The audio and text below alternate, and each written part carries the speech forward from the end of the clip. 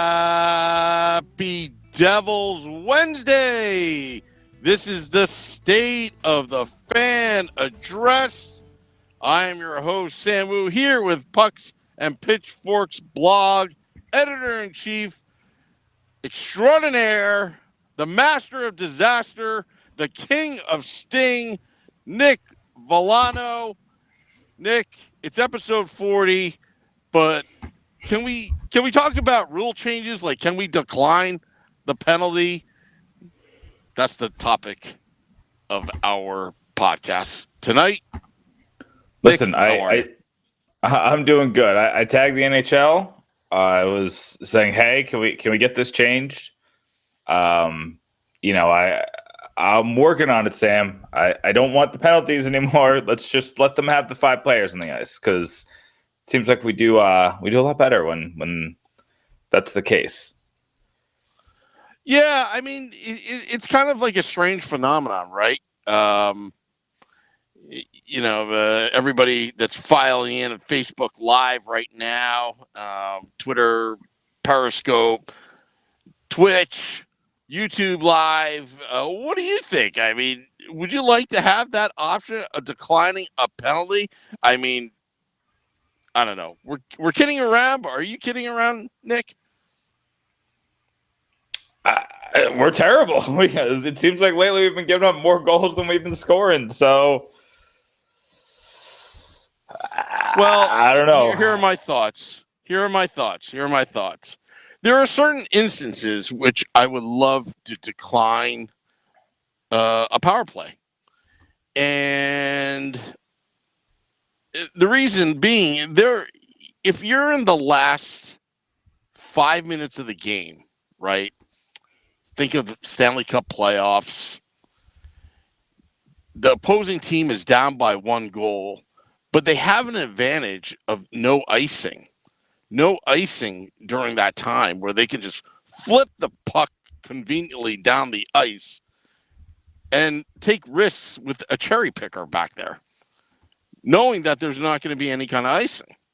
So there are some instances where I could see that being relevant, but at the same time, it's like, if your team is so bad on the power play, would you really, and giving up shorthanded goals, would you really want to decline? I mean, that's just going to cause a lot of coaching controversy, or what we should say, Monday morning quarterbacks, if a coach ever does that.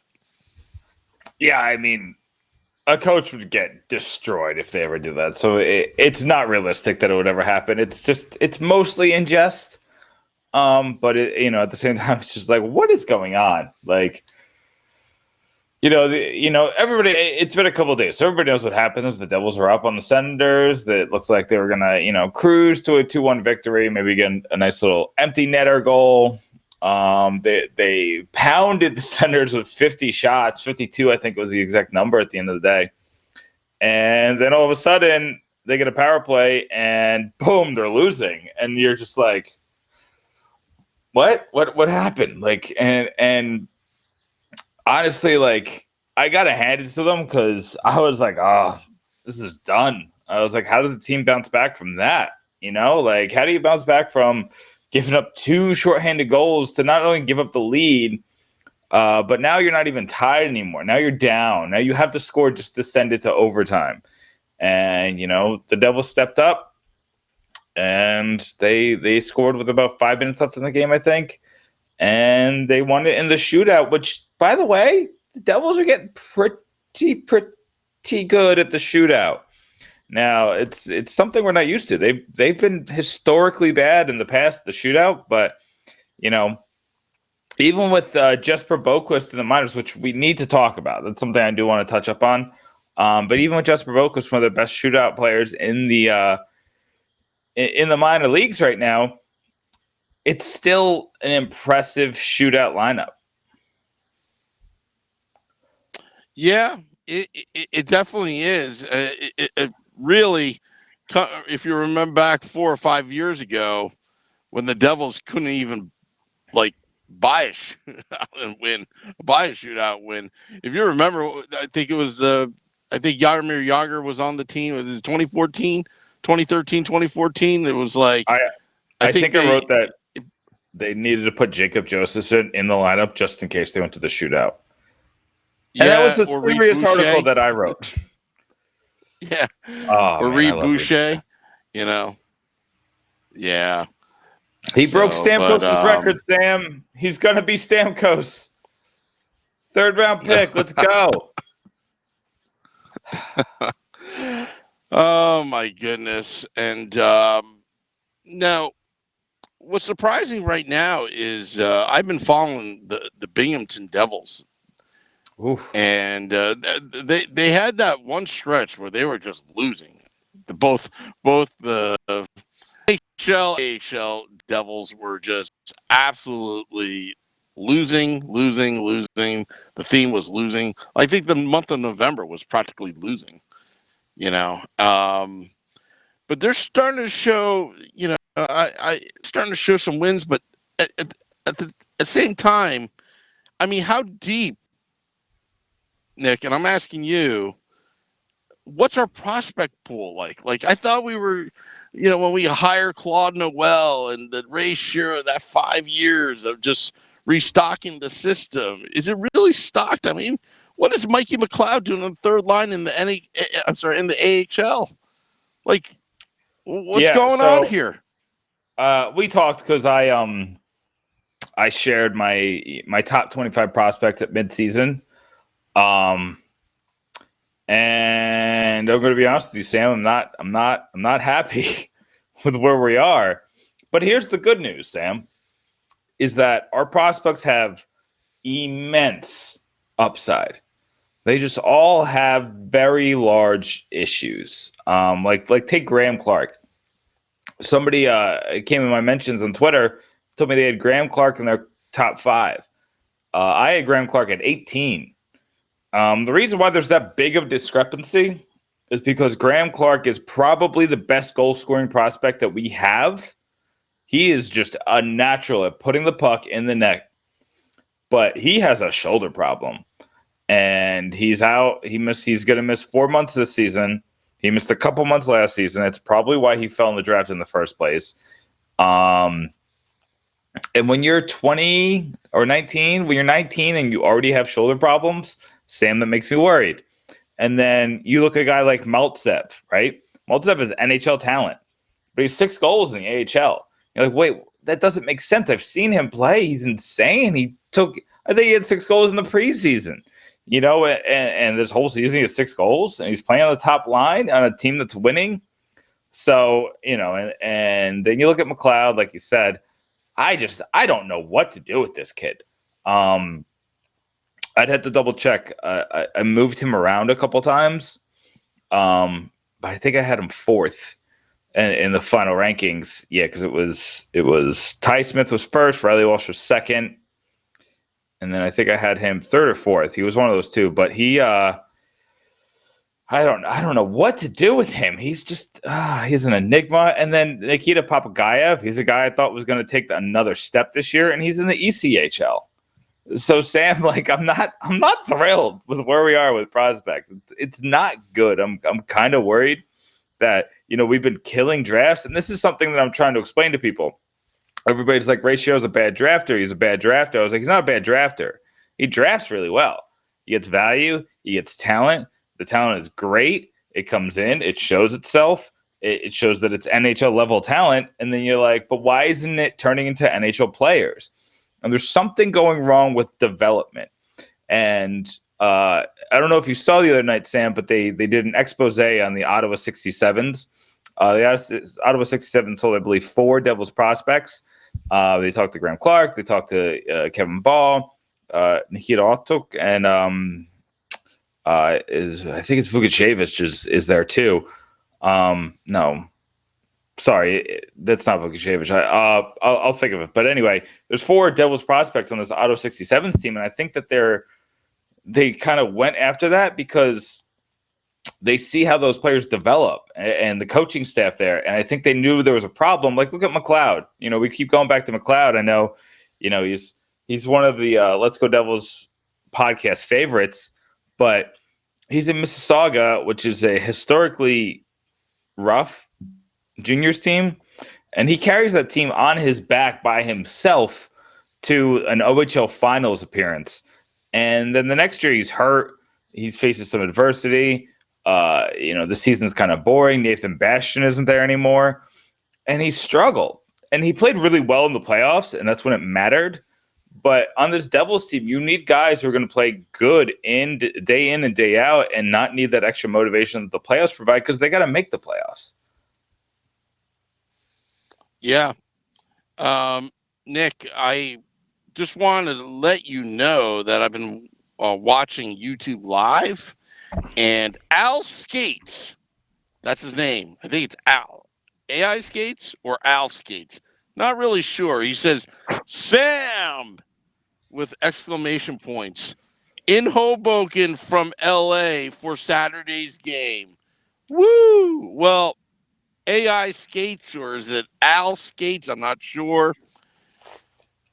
I will be doing a special live podcast from PJ Ryan's on Saturday, right across the street from Prudential Center at 35 Edison Place.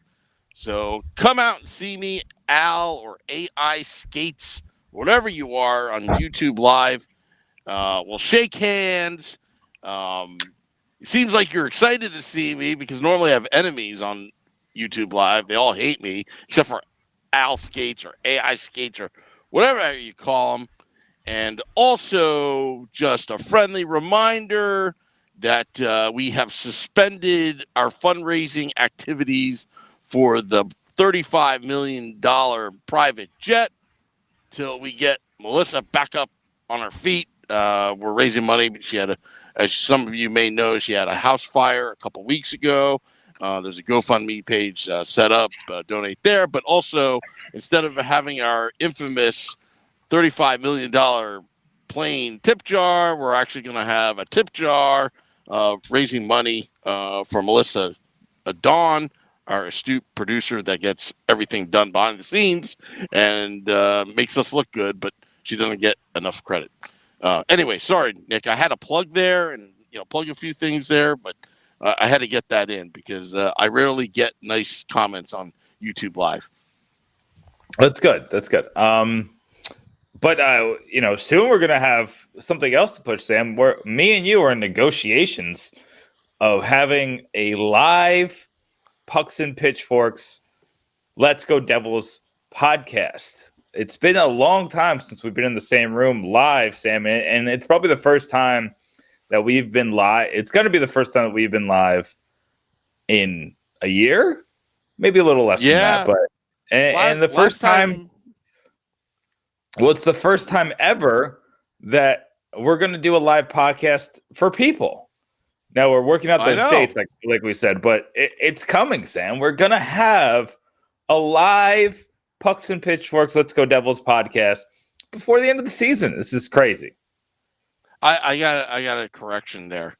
We did really technically do a live podcast on the top of the parking deck next to Amalie Arena, and I believe my wife was there, so she technically counts as a person. So we did do it in front of a person, but not people, which is plural for person, people, more than two or more. So that's going to be a milestone.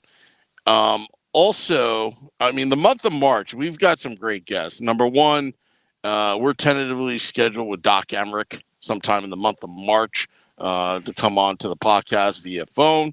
But also, if you make that March 28th one, I believe that's March 28th, that's a Devils Flyers matinee game. I believe it starts at 2 p.m. Eastern. If you're up that weekend, I would choose that date. I know we're not really supposed to discuss behind the scenes on live air, Nick, but I figured I would love for you to go do that podcast because we may have a couple special guests coming to that PJ Ryan's podcast.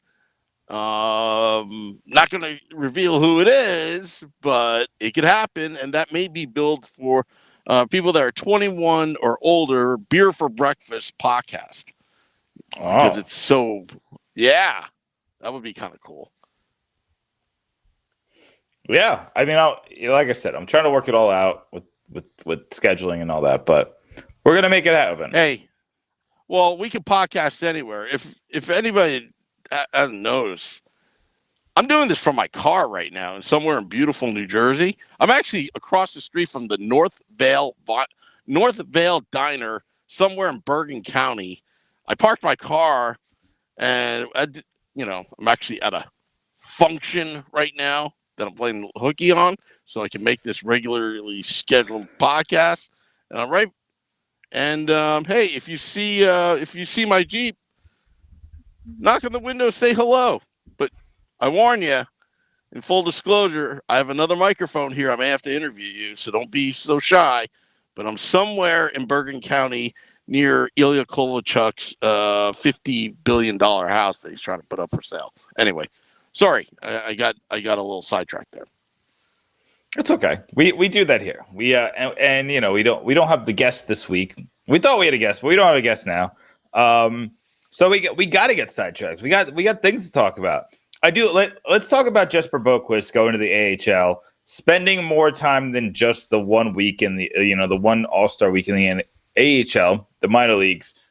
Do you think that this is so? I was talking to a couple people, a lot of smart people on the social medias have told me that this is the right move. And I agree with it. I do think that this is the right move as long as it's a limited move. As long as it's a confidence-building move. I think it's something that could work. But I don't think it's the slam dunk that people are making it out to be. What do you think, Sam?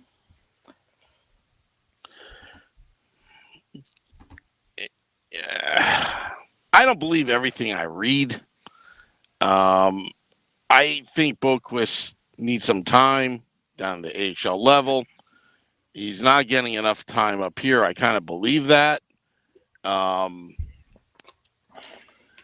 think the kid's got talent, but right now, this organization up top, the New Jersey Devils, I still think everything is still in disarray, but Nasruddin is trying to fix that, but I just, if you go back to Ottawa, I mean, come on, let's be realistic. They beat Ottawa. They almost blew the game to Ottawa. I mean, they practically almost handed it to Ottawa. I mean, that stuff's not supposed to happen, these shorthanded goals, especially against a bad team. But the Devils did get the 2 points, but it wasn't the 2 solid points I would like for them to get. They won in a shootout, skills competition. To me, I'm a purist. That's just me. I don't think they're real wins, to be honest. But, hey, I'll take it because that's what the rules are. Everybody plays by the same rules. But, again,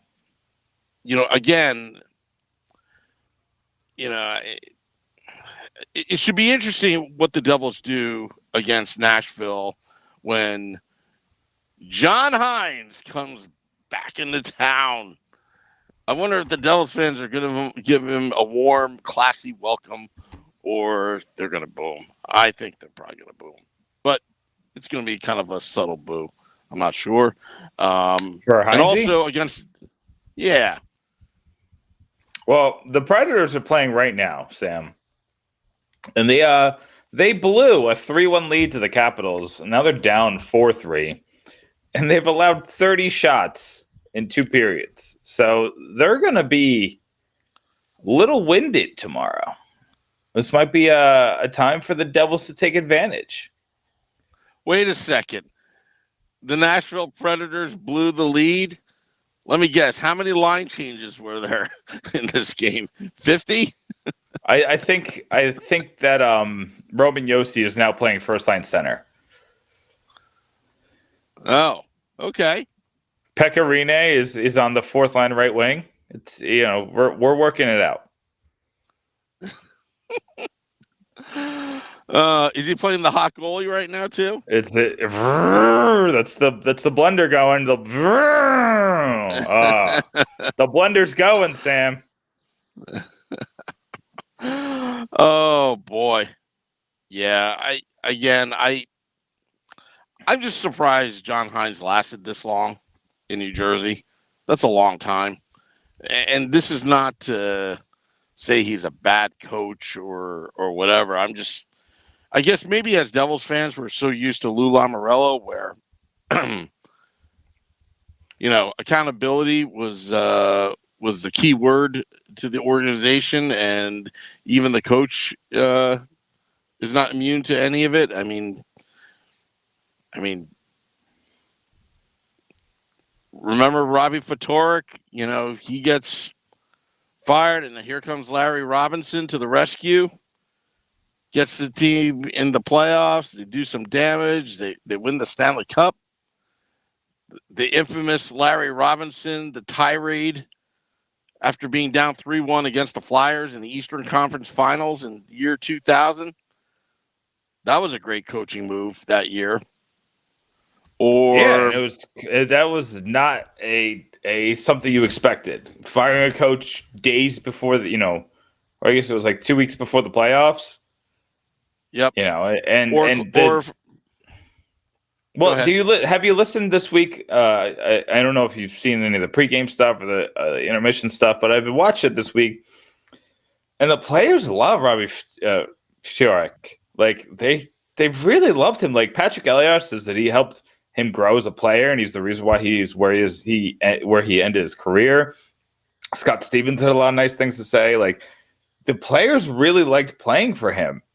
And Lou's just like, something's not right. Something's off. This is a team. And you have to remember that, we look back on that dynasty as it's one singular thing, like 95, 2000, 2003. They all happened so close together that we could just kind of be like, oh, that's the Devils dynasty.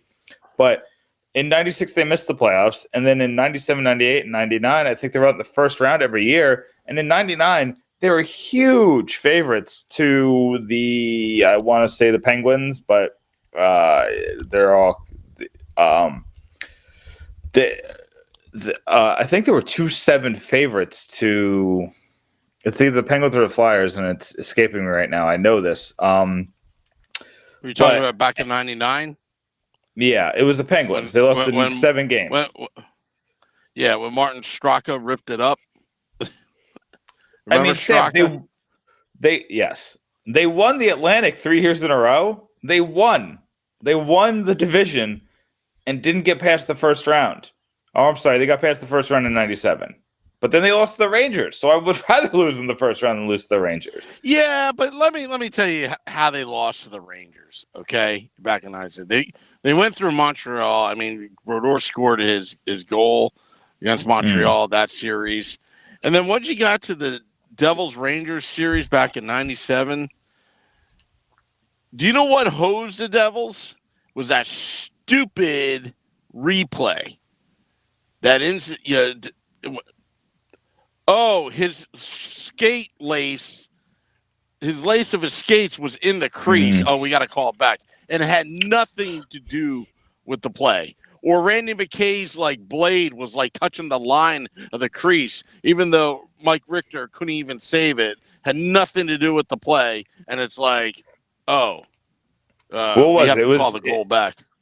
It was what, 99 when they repealed that rule? Because it was after the Brett Hull incident in the Stanley Cup finals where they're like, this is pointless. We're not going to call that. We're not going to call a goal back in the Stanley Cup finals because of an innocuous play. So they kind of changed the rule. I think it was right after 99 when the Stars won. I believe so. I mean, that was, I tell you what, that was very, it was very detrimental league because it's funny if you go if you go with those kind of technicalities, and this is what I said back in '97 when I was in high school.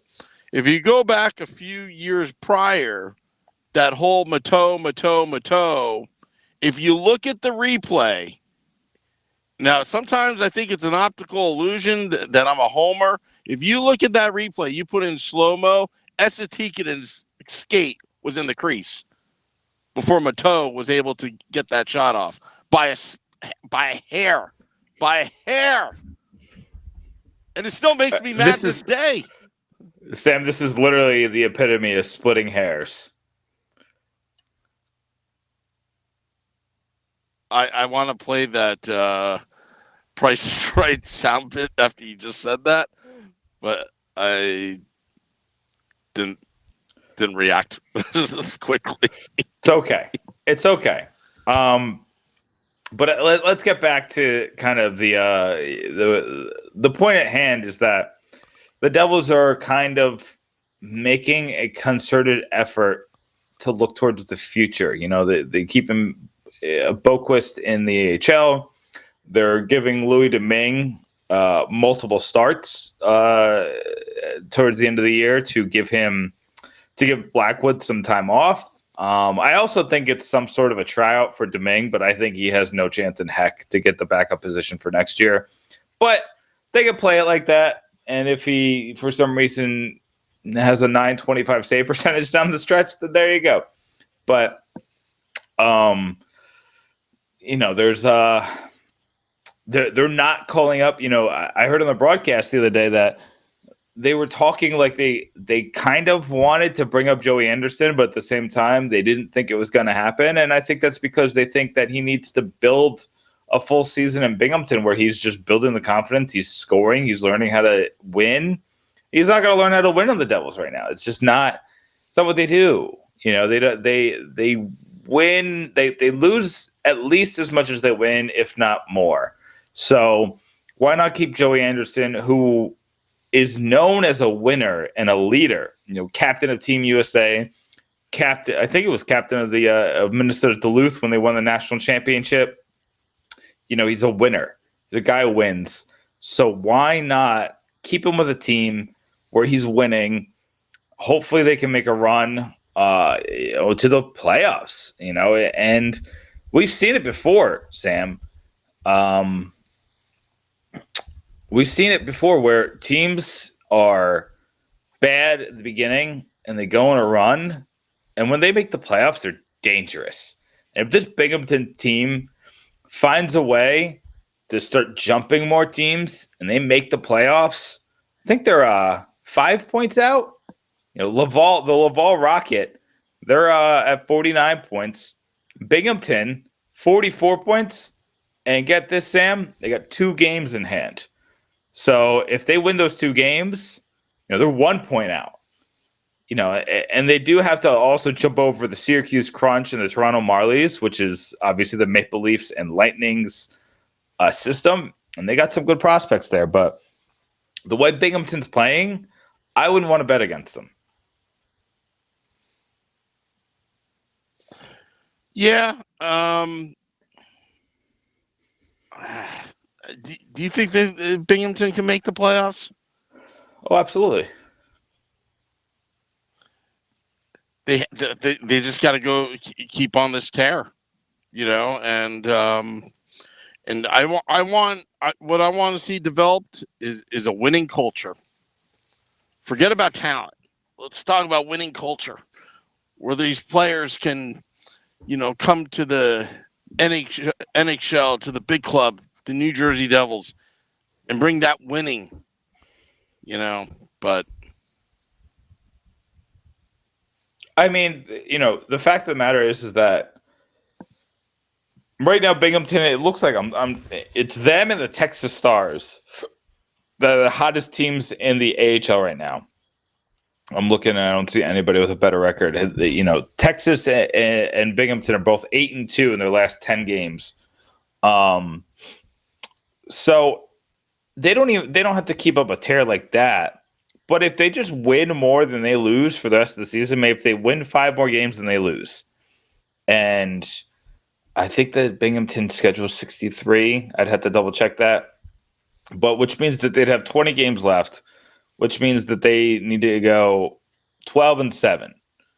That would give them, if they're just straight up, that would give them 24 points, which means that, they just have to get, that means that Laval in their 18 games would only be allowed to get 19 points, which is possible because Laval is right now, they're 5-4-1 in the last 10.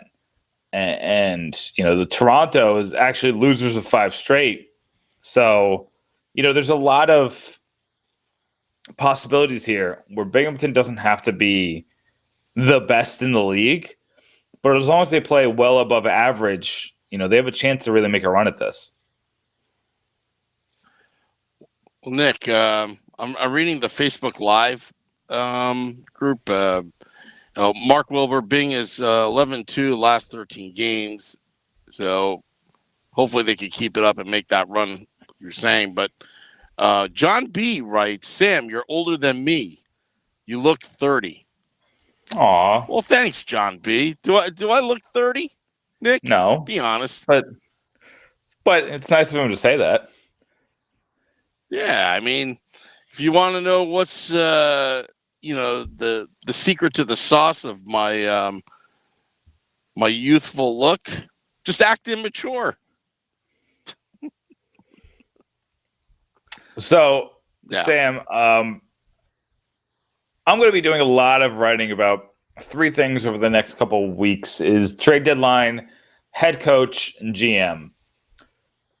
Okay. And they're all kind of tied together. Do you think that this team should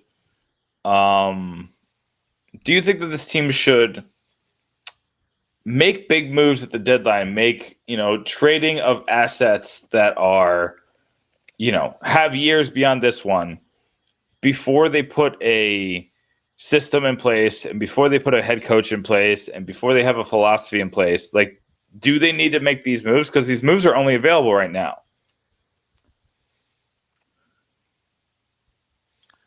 Well, that's a good question. I was reading your Pucks and Pitchforks blog article on about these trades. Trading the D. I was reading through that. Right now, it's kind of like, what would you do right now? Now, Joshua Harris is taking a different direction. Again, I'm playing a word game here. Direction. If they're going on the direction of like win now, the rebuild's over, I don't think you make any trades or be sellers of Vatanen, although you could get a lot in return. But it just, again, I don't even know what the plan is at this point with the New Jersey Devils. If I was GM, if I was GM, to be honest, I don't think they're that far off. But again, these are Rays guys. If I was the new GM, I clean house, except for Nico Hischier, Mackenzie Blackwood, Jack Hughes. And then now you're hearing all this Kyle Palmieri, trade, and he's a fan favorite and a leader, and he's playing very well on the first line before he got hurt. I'm just kind of, I just still don't know what the game plan is other than trying to improve. And do you think this team, this nucleus, and how they are right now, would they ever be cup contenders? You have to ask these kind of questions. And right now, I see like back in September, we're like, this team is the best on paper than it has been in a very long time. And then it turned out they sucked. They sucked in the first 3 months of the year. They couldn't get it together, and that forced Ray Shearer's hand to fire John Hines finally. But again, I'm not sold on PK Subban right now. Vatanen, I think he's a great player, but they got to improve that defense. I think again, and Severson, he regressed this year. So I don't know. I don't know what the Devils do, to be honest, but I think it would be a telling sign, in the next couple of weeks, what Tom Fitzgerald does. But the thing is, it's like, you asked me that question, Nick. It's, I don't have a clue what the Devils are doing right now. What was the point of all this? So I'm still a confused Devils fan. Yeah, I mean, I think we're all kind of confused. I really don't know what. I don't know what their plan is. Like, just give. I think that the NHL trade deadline is an audition, and if Fitzgerald does well, he will get the job. I think it's that simple. But I just think that the head coach part of this is so up in the air, and that's going to change everything. Like, you knew what the kind of players you needed to make it work with John Hines' system, and they got some of them. But I think John Hines just kind of went into desperation mode this year. And, the one thing he said today, which I found interesting, was that, the one thing he'd do differently this year in New Jersey was try to temper expectations. And that kind of tells me everything I need to know about John Hines. Like, the one thing that you would have changed in a season where a severely hyped roster went to the toilet starting in game one was just change the hype. I mean, I get it, but like, that's not the one thing you could have done. This team could have been a playoff roster if you didn't, once Corey Schneider became clear that he wasn't Corey Schneider anymore, pull the plug immediately and stopped, you had to build chemistry, and he didn't do that. Yet he's still blaming the hype train. The fact that we got excited for PK Subban, and the fact that we did, we were doing breaking news podcasts, it seemed like every week in July. It must be our fault, Sam. It's our fault the Devils were bad and John Hines got fired. We're at fault for John Hines losing his job, I guess.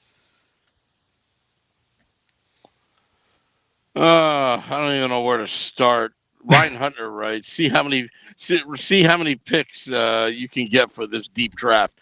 You know what, Ryan? I agree with you to an extent, but at the same time, they're just picks. Think about Pavel Zacha and Mikey McLeod and some of these high first rounders. They're not really turning out to be what. Well, maybe we should have managed our expectations, right? Right, Nick? It must be our fault.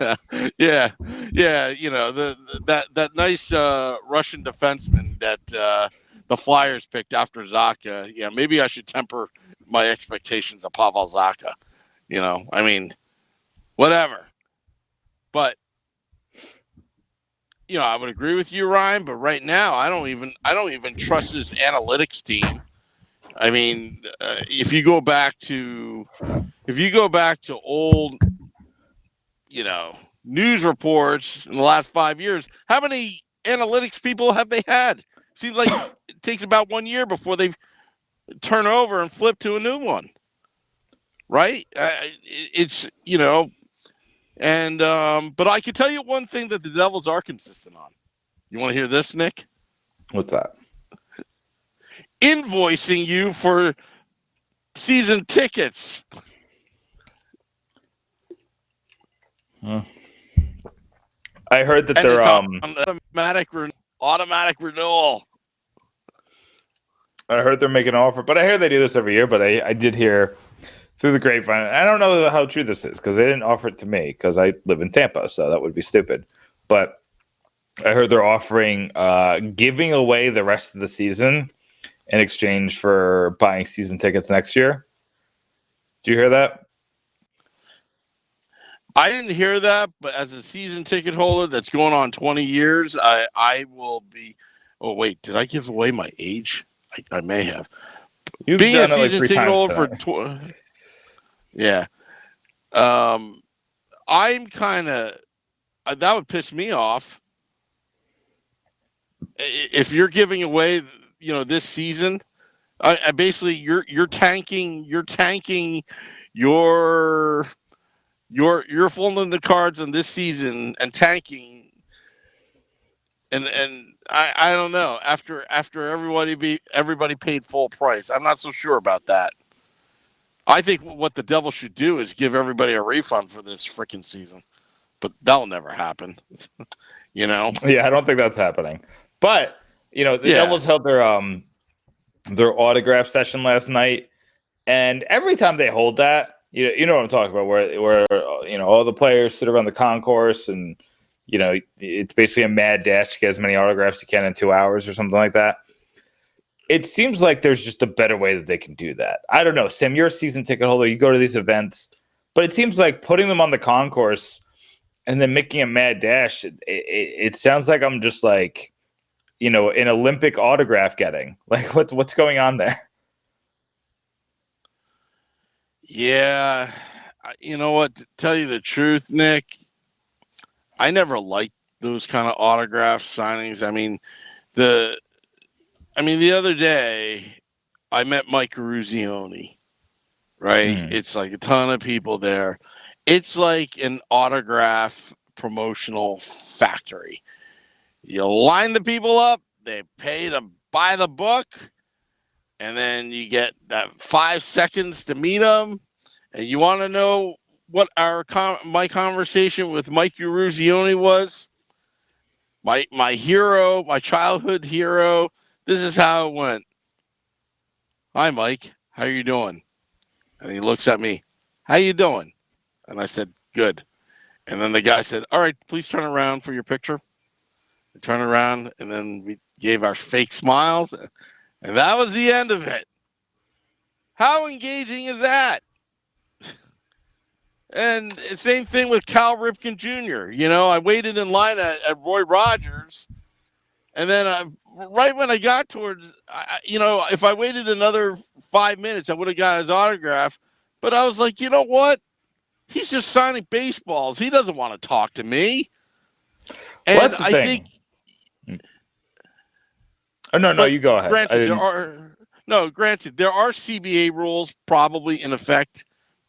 How many, what they can and can't do. I bet you there's something in there. I don't know that, but I know there is a quota on how many public appearances that they do. But this is why, again, this is not a shameless plug, but this is why I love doing our live podcast events when we bring Grant or Bruce or Colin or any of these players. We just talk on the podcast and just chill. And we're not pushing autographs behind a table. Like, how fun is that for the player? It can't be fun. It's fun to collect the money for it, right? For their time and their commitment. But, but if the New Jersey Devils, actually, you know what? Since their marketing people allegedly watch us, if the New Jersey Devils did something cool, stop doing this. Like, I know it's for charity, this deck gala where, I have to take a second mortgage to donate to even qualify to learn how to curl or spend $5,000 for the privilege of sitting, within 100 feet of the New Jersey Devils owner. Why don't you be more engaging? I wouldn't mind. I wouldn't mind it if Joshua Harris and David Blitzer threw a big party, at the Prudential Center where they just went around and just talked to the season ticket holders.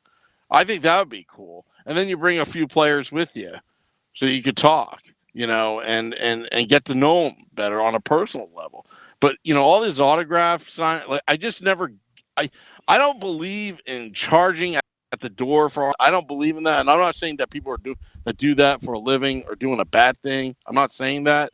To me, it's just so fake. It's phony. That's just me.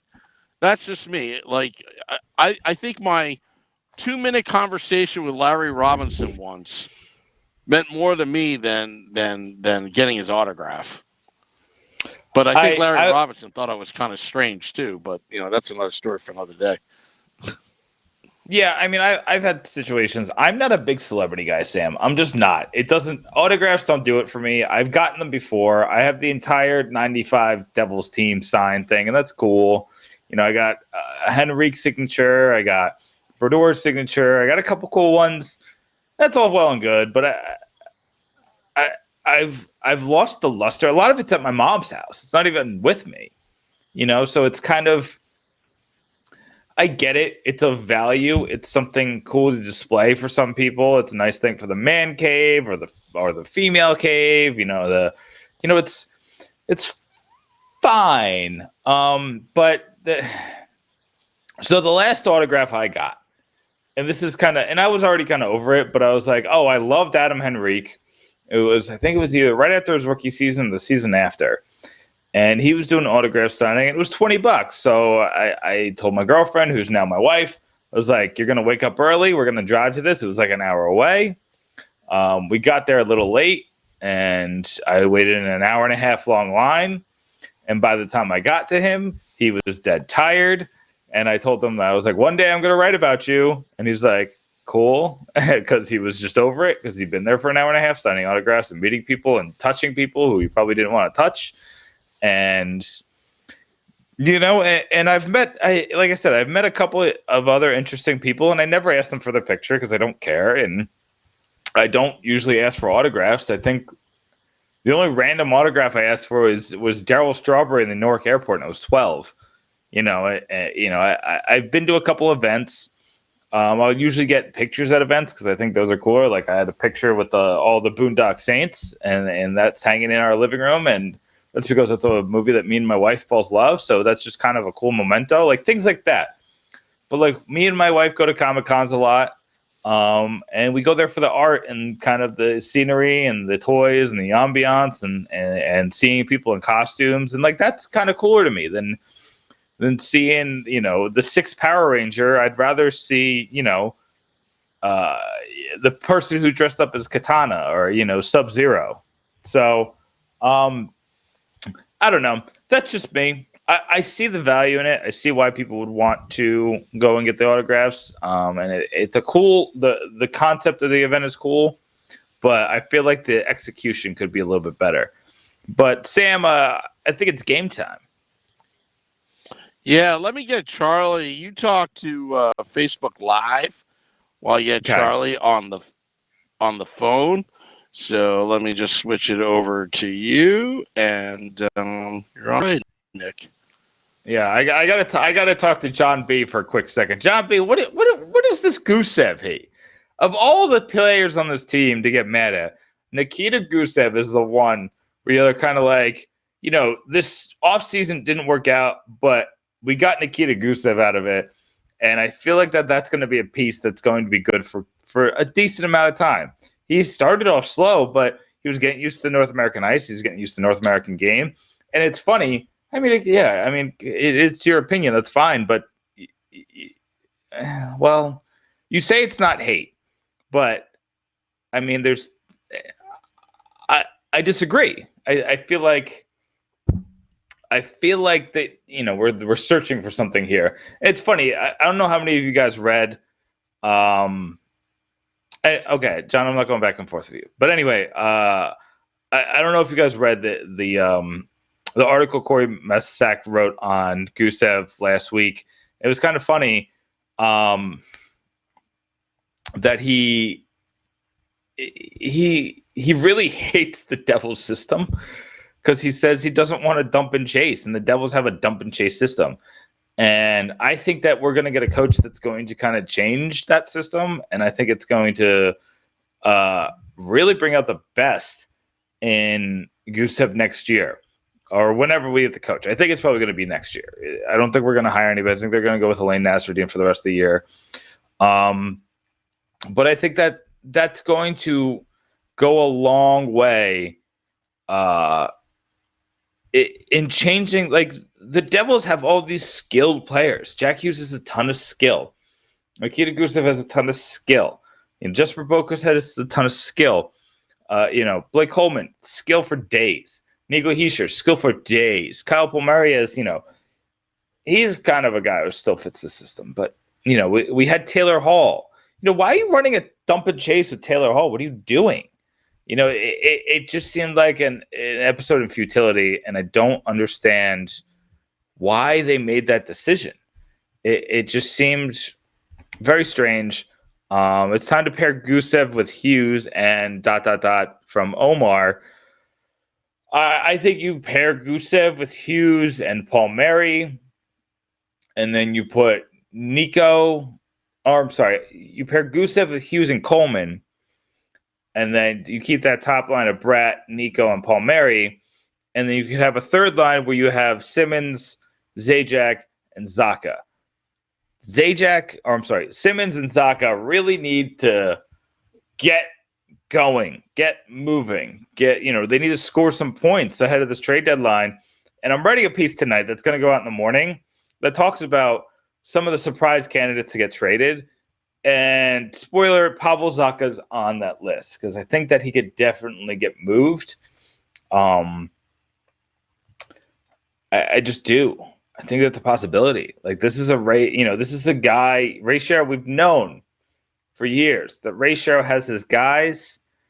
And I just think that he really wanted Zacha to work because people did tie him to Zacha. That was his first pick here. And Chico Rich the other day, or I think it was 2 weeks ago, told us that Shero had nothing to do with Zacha, but it seemed like Shero was very big into perception, and the perception was that he did. So he wanted it to work. He wanted to make it work. And I think that's why he's so hard at him with the whole KHL thing, because he knows he's getting this unnecessary flack for him. But I think now that he's gone, I think Tom Fitzgerald's going to look to kind of move him in exchange for another young player with upside, probably a defenseman. And I think that's kind of how they're going to go about things. Sam, you're back. Yeah, I'm back. I'm back with Charlie Borges Jr. on the Bobby's Auto Care hotline. Charlie, are you ready to play Family Feud? Because right now, I'm mad and I'm feuding. I'm ready. Let's do it. So, Sam, it sounds like that you already told them that we are playing Family Feud today. There's no music. I thought there'd be music. Anyway. So it's pretty simple. We have 4 categories with different sets of numbers. We're not going to go by points. We're just going to kind of go by total wins. And if you split it, then I'll find a tiebreaker. But are you guys ready? I mean, you guys know how to play Family Feud, right? I give you a subject. There's 4, 5, or 6 answers, and then you get to pick your answers until you get 3 strikes. If you get 3 strikes, the other person gets a chance to steal. You guys ready? Ready. Yes, sir. Okay, so we're going to start with Charlie, since you are the away team. So, Charlie, there are 6 answers on the board. Tell me the top shutout getters in New Jersey Devils history not named Martin Brodeur. Scott Clemenson. He is 6th on the list. So you got the number 6.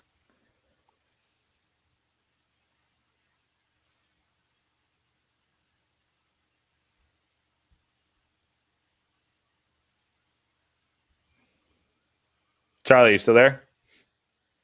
Yes, I'm still there. Yeah, so just keep going. It's Family Feud. You just keep guessing. Craig Billington. So he's tied with Clemenson. So Okay. I'm only giving you credit for the 1. So you got to get the other ones. If you guess the other person tied for 6th, I'm giving you an X. Chris Terreri. He is number 4 with 7 shutouts. Chico. Chico is not on the list, so that's 1 X for you. He played in the 80s. Nobody got shutouts then. Keep going. Keep going. Corey Schneider. Corey Schneider's number 1 on the list. So I guess he's number 2 technically.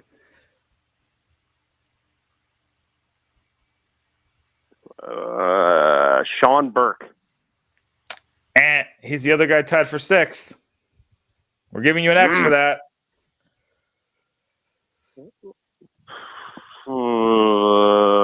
This is actually a lot harder to think about.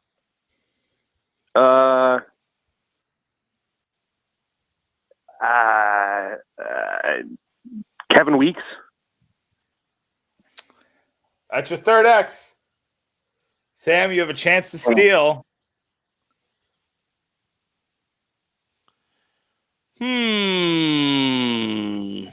5 seconds.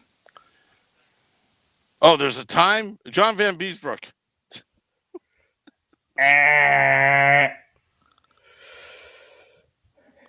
Y'all forgot Keith Kincaid, really?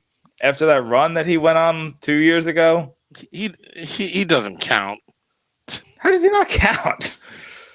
He went on a Rangers podcast. It's 7 shutouts. He tied Chris Terreri for career shutouts in New Jersey. They were tied for number 3. Number 2 on the list, Johan Hedberg, which surprised even me. Him. He was good for like 2 seasons, but I didn't think he was 8 shutouts while being a backup good. So it's crazy. All right, so Charlie, you get the game, but now we're gonna go to Sam. And Sam, this is one that's right up your alley. Who are the leaders for the Devils all time in penalty minutes? I'm giving you the beef. Randy McKay. Randy McKay is number 2 on the board. Ken Danico. Ken Danico, number 1 answer.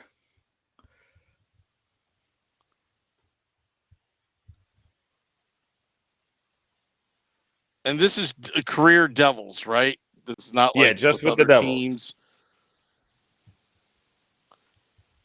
Cam Jansen. First X. He probably got a lot in a couple of years, but he only played like 4 years here. You know, I'm going to go with a wild card here, Scott Stevens. Scott Stevens is indeed on the list. He's 4th on the list. All right. I wouldn't say Peluso because he didn't play long enough. But why don't we say Mike Peluso?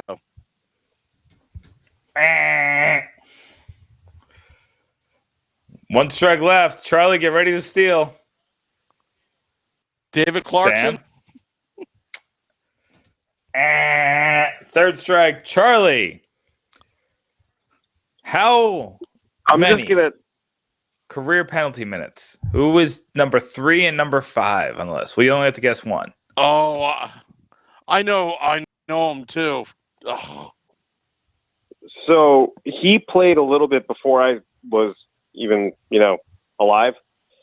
But there was a guy who his nickname was the Little Ball of Hate, and his name was Pat Verbeek. And I would assume that you get that nickname for beating up a lot of guys and getting a lot of penalty minutes. I don't know how long he played for the Devils. I knew he played for the Devils for a long time, but I'm just going to go with Pat Verbeek. Pat Verbeek. Bing! The number 5 answer. Charlie gets the points.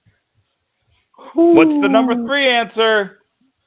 John McClain. John McClain. No. Yeah. No. He just played a long time. I mean, you could say no all you want. You're still wrong, Sam. Oh. So what does this mean? This means that you're down 2-0, and Charlie has the board. So, Charlie, are you ready? I think this is a first. Yeah, I'm ready. So we're going to go with, I have in front of me the 6th best seasons by adjusted goal average in Devils history. There are 5 players on that list. The best seasons, best goal scoring seasons in New Jersey Devils history. Can you name the players on this list? So individuals who had the most goals in a season for the Devils. It's the advanced statistic of adjusted goals for. Okay. Brian Giunta. That is correct. He's number 5 on the list. Patrick Elias. Elias is the one who was on there twice, 2001 and 2003, 2004.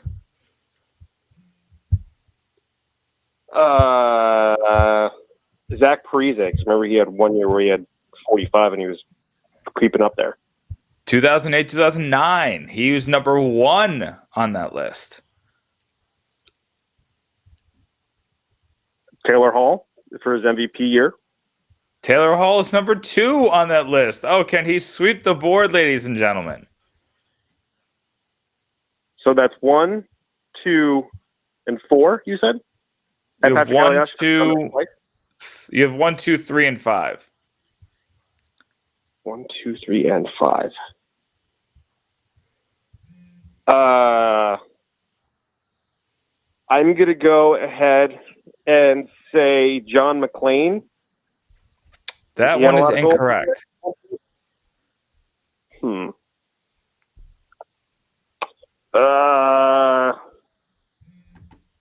to think.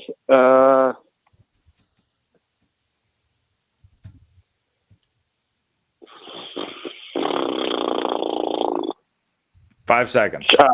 I know it's not correct, but Travis Zajac. I know he's up there for career goals as a Devil. That is incorrect. You got to think about seasons here. Great seasons. Great seasons. You know what? I'm gonna go back to the Pat Verbeek well because I know he had the original record that Giunta broke. Pat Verbeek is not on this list. Sam, you have a chance to steal. That's three X's. Sam, do you have an answer here? Kirk Muller. Incorrect. Kirk Muller did not make the list. That means Charlie, you are our winner tonight. We don't have music for you.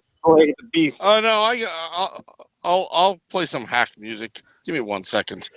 Bump bump bump bump bump bump bump bump bump bump bump bump bow bow bow bow. Anyway, the number 4 answer on the board was Alexander Mogilny. That 2000-2001 season. The advanced statistics say it was the 4th best goal scoring year in Devils history. Sam, your streak of looking like a genius was just demolished in 5 minutes. How do you feel? I'm a man of superstition. I will never play this game when I'm across the street from the Northvale Diner. That screwed me. I'm near Ilya Kovalchuk $1 billion property territory. That screwed me. So, Charlie, enjoy the win because that's all you're going to ever get for the rest of your life. Ouch. Well, thanks, Sam. I appreciate it. I appreciate the kind words. No problem. And also stay safe. I know you like to eat guinea pigs, and I don't know if that has anything to do with coronaviruses, but just please stay safe. How did we get here? I appreciate it. All right, Charlie. We look forward to reading some of your Charlie. stuff. All right. Those should be stuff coming out soon. Appreciate it, guys. Thanks, Charlie. Thanks, Charlie. That's Charlie Borges Jr., Pucks and Pitchforks contributor, beating the Woo at Family Feud. I want a rematch. I want a rematch. Yeah, I mean that was rough. I thought you were gonna spank him in penalty minutes. I thought that was the it's all older guys from the 80s and the 90s. I thought that was right up Sam Woo's alley. Now, you may want to ask yourself, Nick, was I tanking? Were you trying to get a better draft pick for next week? Yes. All right, Nick. Well, it's getting late. I think it's time to pull the plug. Any last words? Yeah, I mean, we just, I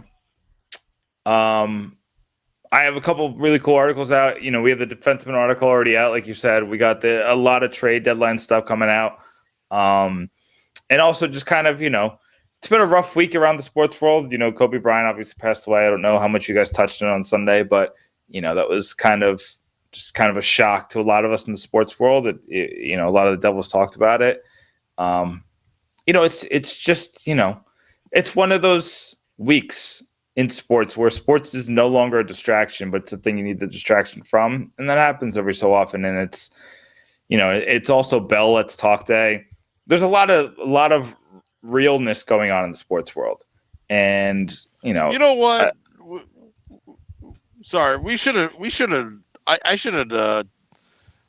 gotten Michael Landsberg on. I didn't realize it was that was going on right now. So make sure you guys maybe next time. Hashtag Bell Let's Talk. Money every time for every hashtag. Money goes to mental health services in Canada. But and if you need to talk to somebody, my DMs are always open. So always come to the Pitchfork Puck account. Talk to me about anything. You want to talk hockey just to get your headspace away from the BS you have to deal with in life, or if you want to just complain, or if you want to get some things off your chest about somebody else, I'm a pretty good listener. So always remember that. Yeah. The Pucks and Pitchfork blog is there for you. The Let's Go Devils podcast is there for you, and we'll be there for you guys. And make sure that you donate to Melissa, so we'll be there for Melissa too. Yeah. Also, I'll be live at PJ Ryan's for the 2000 reunion game. Pre-game starts. I think we'll start the podcast at 6 p.m. But get there early. We'll be raising money for Melissa with the new tip jar. Anyway, Nick. Till next time.